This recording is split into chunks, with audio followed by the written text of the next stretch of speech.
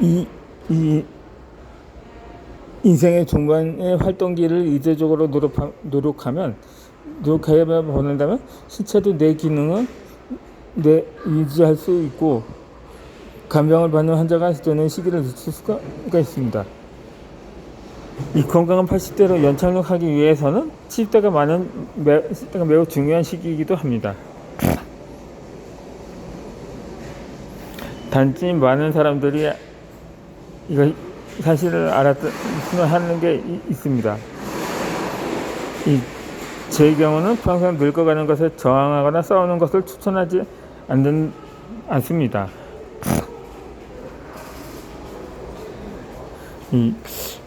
확실히 현재의 안티에이징 의료의 진보는 눈부십니다.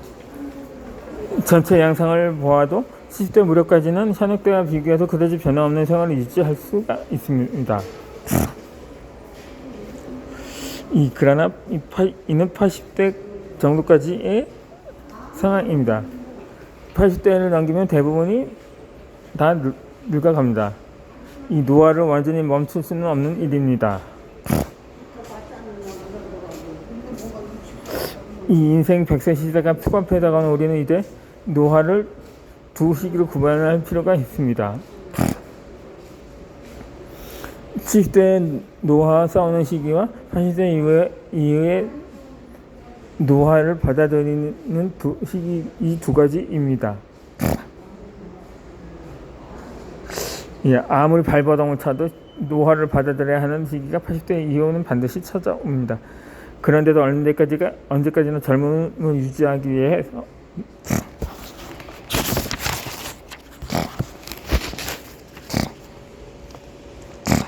늙어가는 것을 막으려고 한다면 결국 좌절감만 찾아올 수도 있을 것입니다.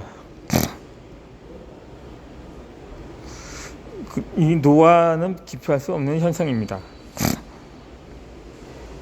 이 80대가 되고 85세를 넘었을 무렵에는 누군가의 손을 빌려야 하는 일도 많아집니다. 그때야말로 그대로 자신의 늙은 모습을 받아들여야 하는 시기입니다. 그렇지 않으면 이후 15년에서 20년 정도 연장된 노년의 기간을 살아가는 것은 매우 괴로운 일이 되어버립니다.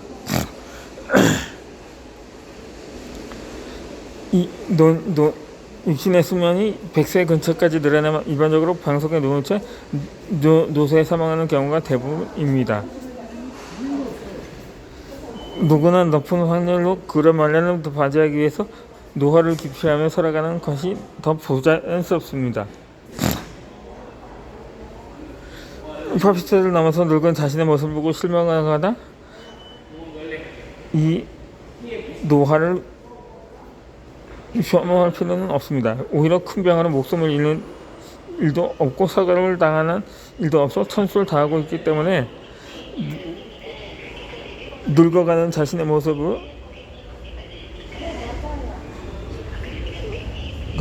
보면서 다행이라고 생각하는 것도 좋습니다. 80세가 넘으면 늙어간다는 자연의 흐름을 받아들이는 시기입니다. 한편으로는 70대는 사람들이 보다 건강해지고 한참 늙음과 싸우는 시기라고 할 수 있습니다. 70대의 건강한 상태를 유지하려고 노력을 하는 그런 수가 있고 의미가 있습니다. 이 노화를 받아들이는 방법은 사람마다 다릅니다.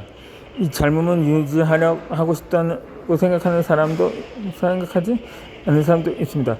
있는 그대로 자연스럽게 늙어가는 것이 제일 낫다고 생각하는 사람도 물론 있을 것입니다. 늙었을 때는 사는 방식이나 받아들이는 방법으로 너무 정답도 없으며 사람마다 자유롭게 살면 되는 것입니다. 다만 80대가 되어도 건강을 유지하고 삶의 질을 유지하면 몸도 어느 정도 움직일 수 있는 것이 좋습니다. 젊은 시절에 맑은 머리를 유지하고 싶다면 70대는 늙어가 살 수 있는 마흔이지만 기회입니다. 이 시기에 매일매일 노력이 이웃차별을 80대의 모습을 크게 좌우하게 될 것입니다.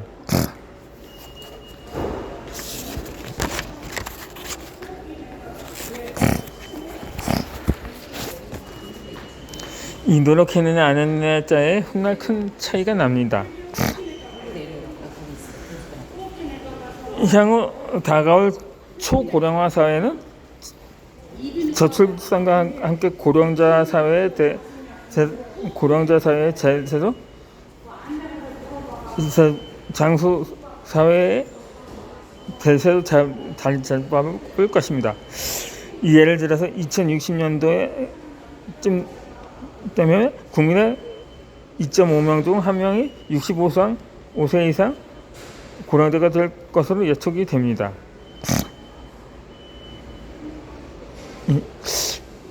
이에 대해서 노인만 있는 단일적인 사회로 상상할 수도 있습니다. 하지만 실제로 지금보다 더 다양성이 넘치는 사회가 될 수도 있습니다. 이 고령자가 늘어나는 사회는 다른 연령대의 사람들이 많은 사회와 비교해 보다 더 다양될 수가 있을 것입니다. 예를 들어 보통 초등학생 예로 들어봅니다. 일반적인 초등학교라면 우수생과 열등생의 IQ의 차이가 있다고 해도 고작 80에서 120 정도의 사이의 수치를 보일 것입니다. 50m 달리기를 해도 빠른 아이가 10초 미만인 반면에 느린 아이라고 해서 15초 정도면 달릴 수가 있습니다.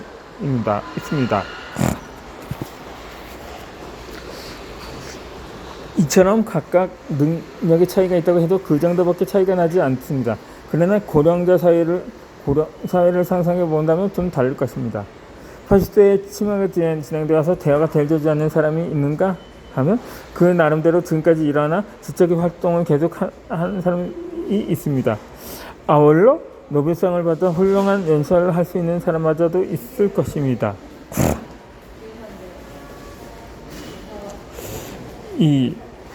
오히려 능력인가 노화를 재촉할 수가 있다고 합니다. 그냥 눕기만 하는 이 생활을 하거나 일상에서 간호가 필요한 사람도 있고 매일 산책하거나 다양한 스포츠를 즐기는 80세 노인들도 있을 수 있습니다. 즉 고령자가 되면 신체 능력과 뇌 기능에서 지킨 신체가 많아집니다. 그 자세의 사회로 된다면 앞으로 사회는 확실히 다양성을 가득 찬 사회가 될 것입니다. 이 건강 격차가 생기는 것은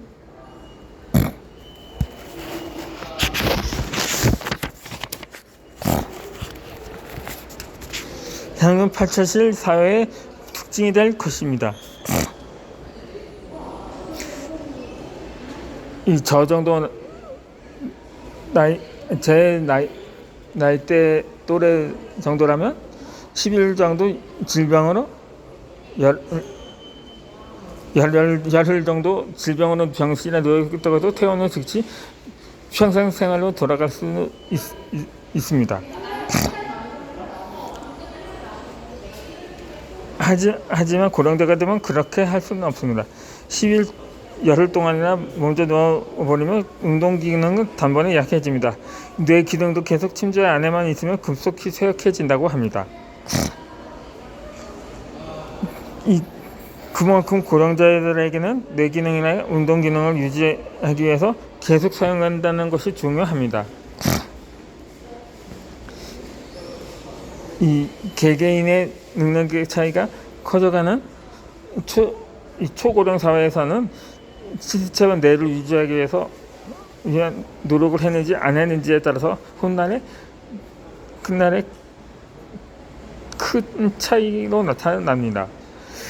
이를 계속 사용하려는 의식이나 마음가짐이 누구에게나 더욱 중요하다고 말할 수 있습니다.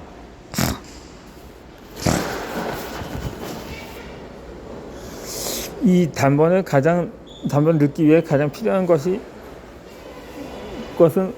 무엇일까요? 지금의 70대는 예전보다 더 젊어졌다고 해도 이 연령대만의 독특한 위험도 다소지 않고 있으나 특히 의욕 저하나 의욕 상실이 두드러집니다. 뇌 기능, 운동 기능을 유지하기 위해 계속하는 것이 중요하다고 말합니다. 예를 들어 40대, 70대에서 사람이 아무것도 하지 않고 빈둥빈둥 생활했다고 해도 하반신이 뇌 기능이 약해지는 일은 거의 없습니다. 하지만 빈둥빈둥 생활하는 70대의 경우에는 바로 운동 기능,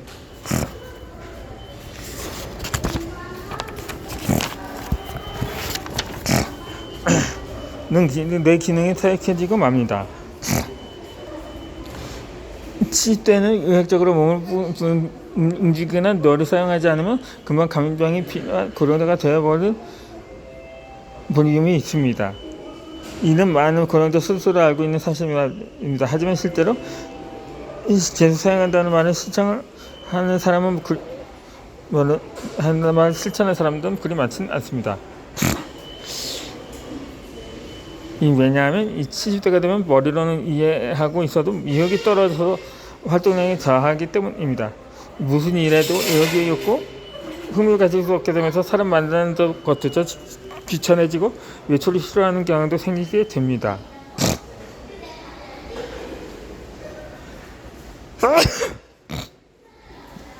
이 의욕 저하는 전두엽의 노화 때문이기도 합니다. 이런 의욕 저하가 바로 뇌에 있는 전두엽의 노화가 남성 호르몬의 감소가 주된 원인입니다.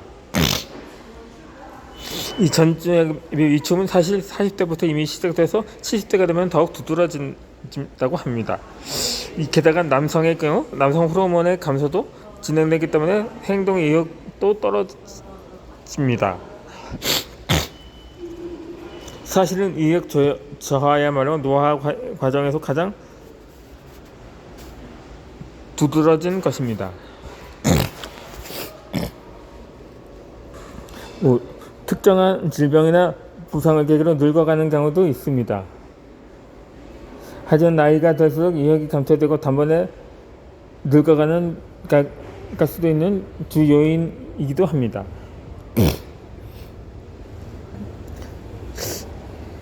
이에